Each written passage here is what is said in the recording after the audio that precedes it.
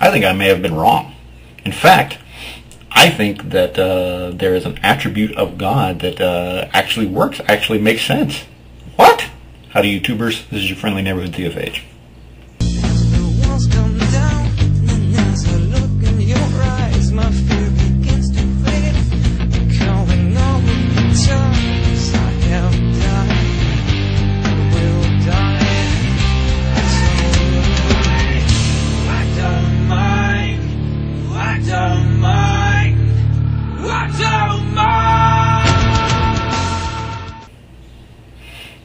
Omnipotence.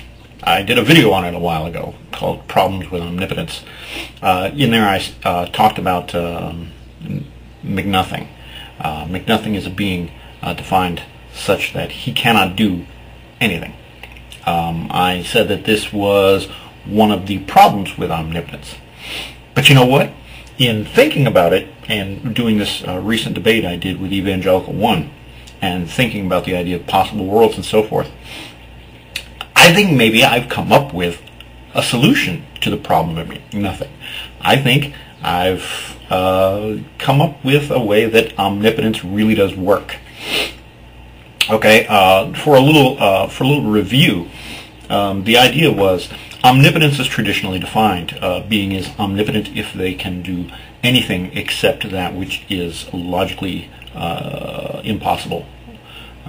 Which, you know, logically impossible being it brings about a logical contradiction, or they can't do anything that goes against their nature. Evangelical One brought up that definition in our debate. Now, I don't think that the last two caveats are necessarily separate. I think they are two facets of the same thing. For example, God lying. You could say that lying goes against God's nature because God is a morally perfect being, and therefore of course God can't do that. He can't go against his nature, but he's still omnipotent. But another way you could think about it is for a morally perfect being to lie, assuming that lying is not a morally perfect thing to do, if it's an immoral thing to do, then he can't lie anyway, because to do so would be a contradictory thing. He cannot do what is logically impossible, and that would be for a morally perfect being to lie. So I don't think that's two separate caveats. I think it's basically the same thing, the idea that you can do anything except for the logically contradictory. Okay, and where that causes a problem with McNothing is that it is logically contradictory for McNothing to do anything at all. If he does something that goes against his nature, and therefore it's okay if he can't do it, but also for him to do something, for a being that can't do anything to do something, is a logically contradictory thing. So it's alright if he can't do anything, he's still omnipotent, he still falls within that definition.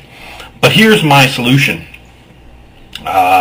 Suppose we change the definition of omnipotence to a being is omnipotent if they can bring about any possible world.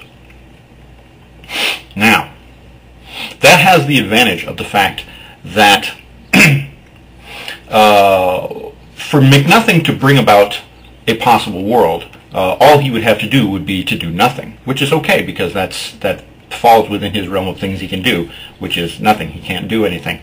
So he would do nothing, and he would just exist, and the possible world would be brought about. But, and here's the thing, here's where McNothing doesn't fall under the definition of omnipotent. There are more than one possible world where McNothing does nothing. Consider the fact that I have a very small amount of money in my bank account right now, and presumably if McNothing exists, he's doing nothing. There's also another possible world where I have $10 million in my bank account, and presumably if nothing exists, he is doing nothing. So those are two possible worlds in which McNothing is doing nothing.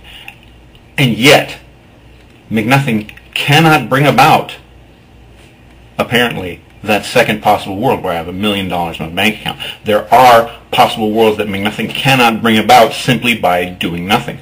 Whereas an omnipotent being, an actual omnipotent being like God supposedly, would be able to bring about any possible world except that which is logically contradictory.